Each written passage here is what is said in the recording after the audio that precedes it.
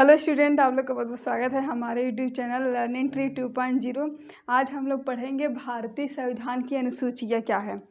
भारतीय संविधान की अनुसूचियाँ पर इससे पहले हम वीडियो बना चुके हैं। भारतीय संविधान की प्रस्तावना क्या है, भारतीय संविधान के स्रोत क्या हैं, भारतीय संविधान के बारे में बेसिक कुछ बता दिए थे। तो जब हमारा संविधान बनकर तैयार हुआ, हमारे मूल संविधान में 395 अनुच्छेद 22 भागों में इसको विभाजित किया गया था और इसमें हमारे 8 अनुसूचियाँ थी। लेकिन बाद में हमारे संविधान में संशोधन होते गए। संशोधन होने के फलस्वरूप 395 अनुच्छेद से हमारे 465 अनुच्छेद हो गए। 22 भाग से बढ़कर कितने हो गए, 25 भाग हो गए। और इसमें पहले हमारे मूल संविधान में 8 अनुसूचियाँ थी। अब हमारे संविधान में कितनी अनुसूचियाँ हैं, 12 अनुसूचियाँ, मतलब कि 4 और बढ़ गए, इसमें हो गए 12 अनुसूचियाँ हो। तो हमारे मतलब कि 8 अनुसूचियों से बढ़कर हमारे 12 अनुसूचियाँ हो गए। आज हम इसी अनुसूचियों को पढ़ेंगे। इसी अनुसूचियों में हमारे क्या है, कहाँ से कहाँ तक कितने अनुच्छेद हैं, 465 प्लस क ख ग घ ऐड करते गए। तो हम लोग चलिए देखते हैं हमारी अनुसूचियाँ क्या हैं। अनुसूचियाँ, पहली अनुसूची हमारे क्या है, प्रथम अनुसूची जो थी, प्रथम अनुसूची में क्या कहा गया, हमारा भारत होगा और भारत में राज्य और केंद्र शासित प्रदेश होंगे।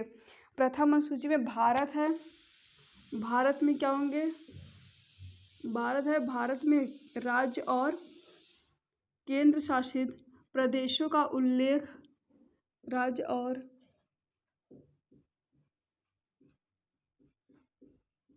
केंद्र शासित प्रदेश का उल्लेख हमारा प्रथम अनुसूची में मिलता है। इस समय वर्तमान समय में कितने राज्य हैं, 28 राज्य हैं और 8 केंद्र शासित हमारे प्रदेश हैं। और देखिए भारतीय संविधान में हमारे संविधान संशोधन होते थे। तो 61वें संविधान संशोधन के द्वारा हमारे क्या है, भारत की राजधानी को दिल्ली बनाया गया। किस संविधान संशोधन के द्वारा, 61वें संविधान संशोधन के द्वारा भारत की जो राजधानी थी वह कहाँ बनाया गया, दिल्ली। ये बहुत ही इम्पोर्टेंट क्वेश्चन है। भारत की राजधानी को दिल्ली कब बनाया गया, 61वें संविधान संशोधन के द्वारा। तो अब हम देखते हैं हमारी दूसरी अनुसूची क्या है। दूसरी अनुसूची है, इसमें हमारे वेतन भत्ते के बारे में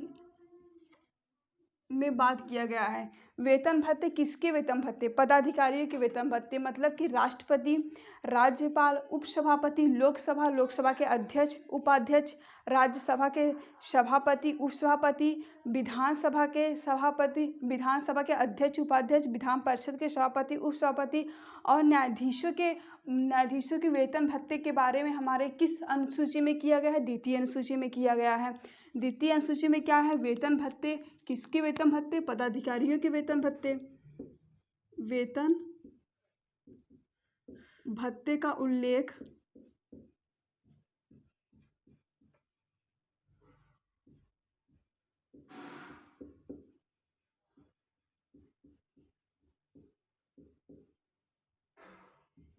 पदाधिकारियों के वेतन भत्ते का उल्लेख किस अनुसूची में मिलता है, द्वितीय अनुसूची में मिलता है। अब देखिए तृतीय अनुसूची क्या है। इसमें वेतन भत्ते हैं किसके, पदाधिकारियों के वेतन भत्ते। वेतन कब मिलेगा, जब वो शपथ ग्रहण करेंगे, मतलब सीट पर बैठेंगे तब न वेतन मिलेगा। तो तृतीय अनुसूची में हमारे क्या है, तृतीय अनुसूची में शपथ ग्रहण, पद ग्रहण करते हुए वो जो शपथ लेते हैं वो किस अनुसूची में कहा गया है, तृतीय अनुसूची में।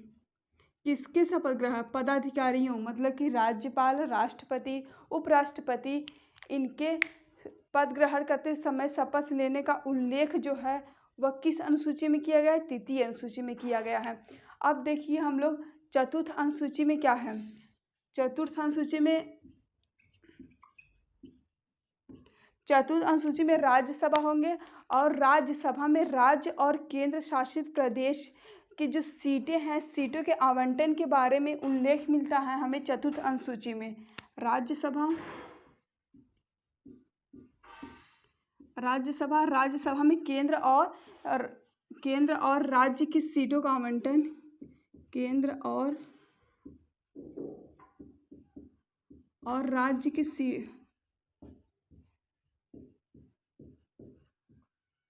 सीटों का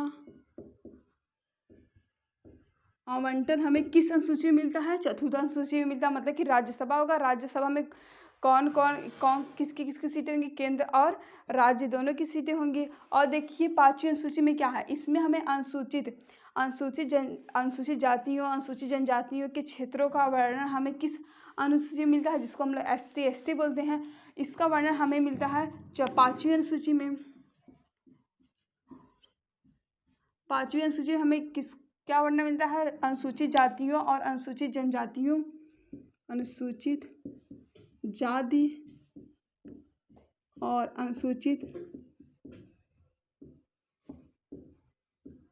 अनुसूचित जनजातियों के प्रशासन का वर्णन,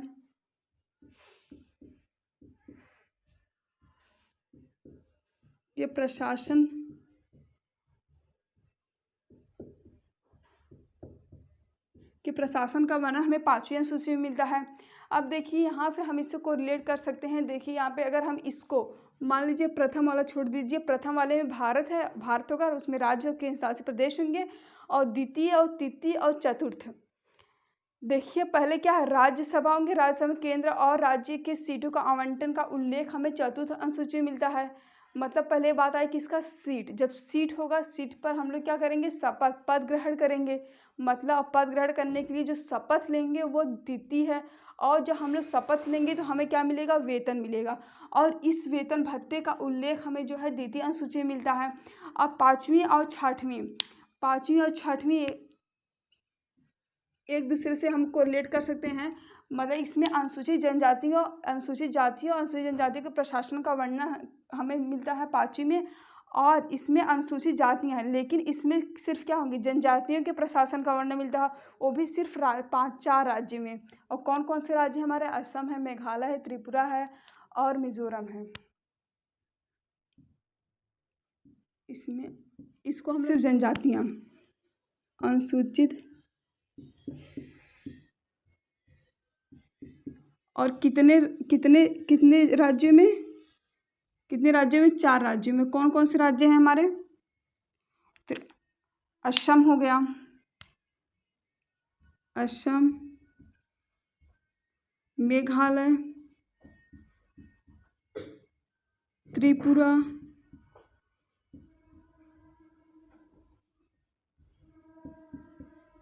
और मिजोरम। मतलब इन 4 राज्यों में हमें अनुसूचित जातियों के प्रशासन का वर्णन मिलता है। और देखिए 7वीं क्या है? 7वीं में हमें केंद्र और राज्य के शक्तियों का बंटवारा का वर्णन मिलता है हमें किसमें? 7वीं अनुसूची में। हम लोग प्रथम अनुसूची के अनुसार हम लोग अनुच्छेद के अनुसार क्या पढ़ते हैं?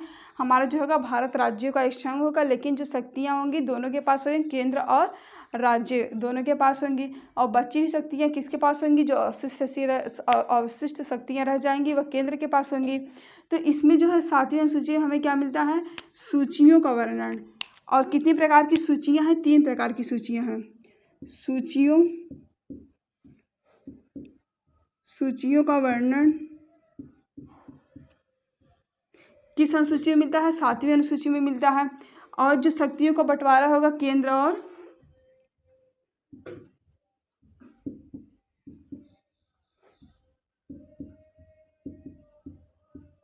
शक्तियों का बंटवारा केंद्र प्लस राज्य दोनों मिलकर करेंगे। केंद्र प्लस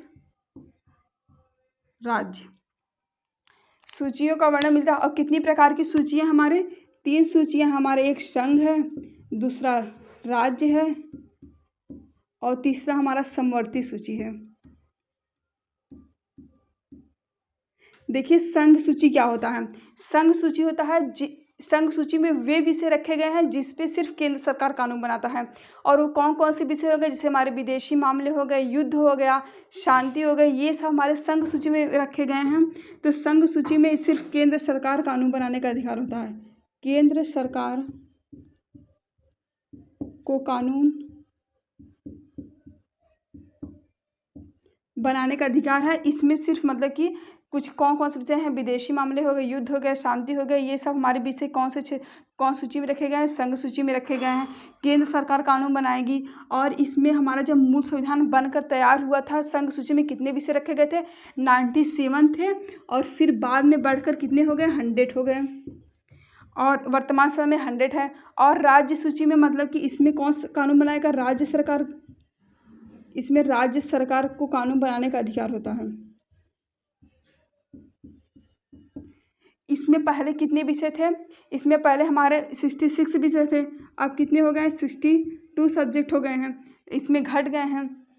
और राज्य सूची में कौन से विषय आते हैं हमारे, जैसे कि पुलिस हो गया, जेल हो गया, ये सब हमारे राज्य सूची के विषय में आते हैं। और समवर्ती सूची, जैसे कि सबसे अगर बात करें शिक्षा हमारी समवर्ती सूची में आती है। समवर्ती सूची पे कौन से सरकारें मतलब कि कानून बनाएगी, राज्य और केंद्र दोनों मिलकर बनाते हैं। इसमें हमारा राज्य और केंद्र दोनों, राज्य प्लस केंद्र, इस पे दोनों सरकारें मिलकर कानून बनाती हैं। वर्तमान जब हमारा मूल संविधान बनकर तैयार हुआ उसमें कितने विषय रखे गए थे, 47, फिर बाद में कितने हो गए, 51 हो गए। और इसमें अगर सपोज हमारा अगर कानून विषय जो होता है वह समान हुआ तो उस पर कौन सरकार कानून बनाएगा, केंद्र सरकार बनाएगा। अभी तो राज्य और केंद्र दोनों मिलकर बनाते हैं, लेकिन जब कानून का विषय क्या समान हो जाता है तो उस पर कौन कानून बनाता है, केंद्र सरकार बनाता है और राज्य सरकार द्वारा बनाए गए कानून समाप्त हो जाता है। इसमें हमारी शिक्षा जो है, अगर हम शिक्षा बहुत ही इंपॉर्टेंट होता है। शिक्षा किस सूची का विषय है अगर हम बात करें तो शिक्षा हमारी समवर्ती सूची का विषय होता है। ये हो गया हमारी 7वीं। अब देखिए स्टूडेंट, हमारे 8वीं अनुसूची क्या है, इसको आप लोग स्क्रीनशॉट ले लीजिए।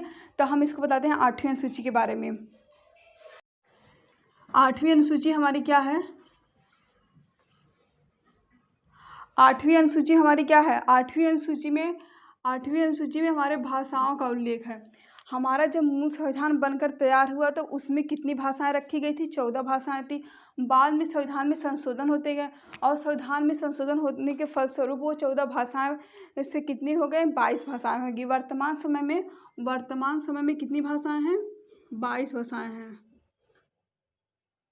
वर्तमान में 22 भाषाओं का उल्लेख मिलता है।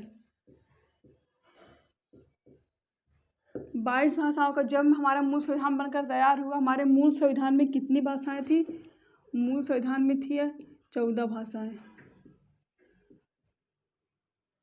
मूल संविधान हमारे कितनी भाषाएं थी, 14 भाषाएं थी। और हमारे अब इस समय कितनी भाषाएं हैं, 22 भाषाओं का उल्लेख मिलता है, हमारी 8वीं अनुसूची में मिलता है। अब बाद में संशोधन होने के फलस्वरूप और भाषाएं इसमें ऐड की गई। अब हम लोग देखते हैं 9वीं अनुसूची क्या है हमारी। देखिए 9वीं अनुसूची क्या है।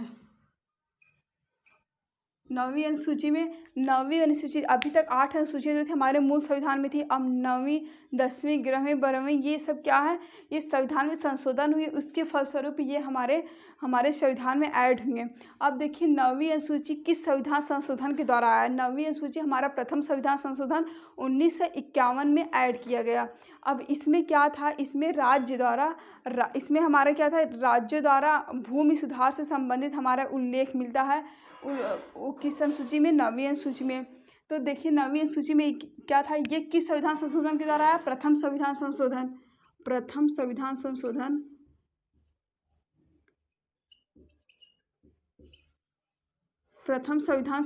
हुआ। और किस सन में हुआ था हमारा प्रथम संविधान संशोधन, 1951 में। ये भी हमारा मोस्ट इंपॉर्टेंट क्वेश्चन है, ये भी एग्जाम में पूछ सकता है कि हमारा प्रथम संविधान संशोधन किस सन में हुआ था।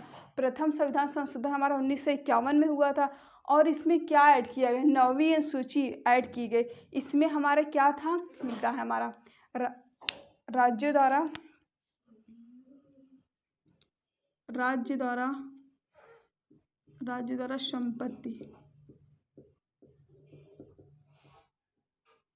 राज्य द्वारा संपत्ति का उल्लेख हमारा किस में मिलता है, हमारी 9वीं अनुसूची में मिलता है। अब मतलब कि अब इसमें तो फर्स्टली यही इम्पॉर्टेंट क्वेश्चन बना, प्रथम संविधान में संशोधन हुआ किस सन में हुआ, 1951 में। और इसमें हमारी 9वीं अनुसूची जोड़ी गई। इसमें राज्यों द्वारा संपत्ति के अधिग्रहण का उल्लेख मिलता है, अर्थात भूमि सुधार का उल्लेख हमारा किस अनुसूची में मिलता है? 9वीं अनुसूची में मिलता है। अब देखिए 10वीं अनुसूची क्या है हमारी? 9वीं अनुसूची में सम्मिलित हमारे क्या थे? कानूनों की समीक्षा, कानूनों की न्यायिक समीक्षा नहीं की जा सकती है, ये बात कहा गया था। लेकिन बाद में क्या हुआ, इसको समाप्त कर दिया गया। कहा गया कि इसमें क्या थे? कानूनी समीक्षा किया जा सकता है। अब देखिए हमारी 10वीं अनुसूची क्या है? 10वीं अनुसूची हमारे किस संविधान संशोधन द्वारा आया?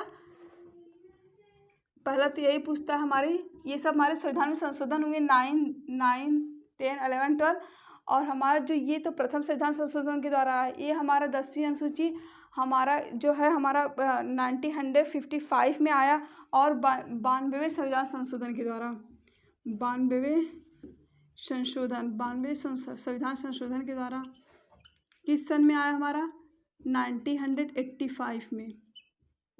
1985 में हमारा अब 10वीं अनुसूची आया 92वें संविधान संशोधन के द्वारा। इसमें क्या थे? दल बदल संबंधी प्रावधानों का उल्लेख मिलता है। दल बदल का मतलब क्या है? जब कोई नेता है वो अपना वोटिंग से, मतलब अगर इलेक्शन जीत जाता था वह फिर अपने दल बदल लेता था, तो बाद में इसको क्या है? समाप्त कर दिया गया। इसमें दल बदल प्रावधानों का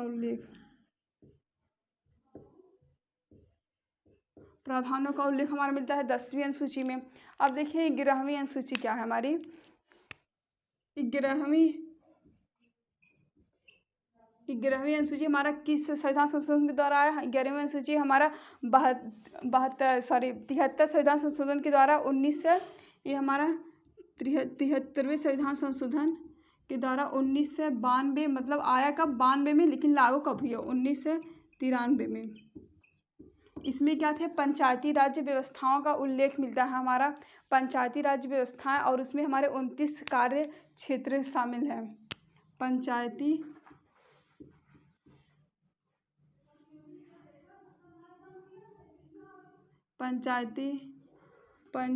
राज संस्थाओं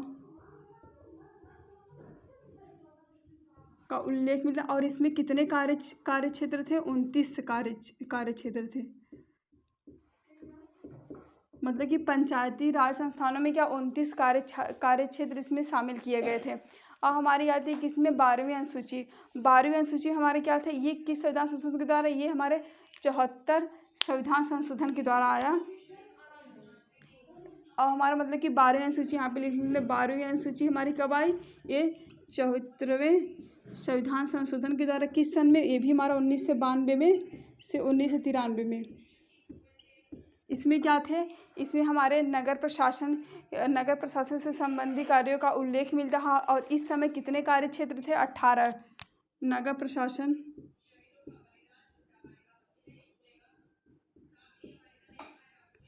और इसमें कितने कार्य क्षेत्र दिए गए थे? हमारे 18 कार्य क्षेत्र शामिल थे। तो ये हो गए हमारी अनुसूचियाँ हो गई। तो स्टूडेंट, अगर आपको हमारी ये अनुसूचियाँ समझ में आई तो मेरे चैनल को लाइक सब्सक्राइब कीजिए और कमेंट करके बताइए ये मेरा वीडियो आपको कैसा लगा है। Thank you for watching.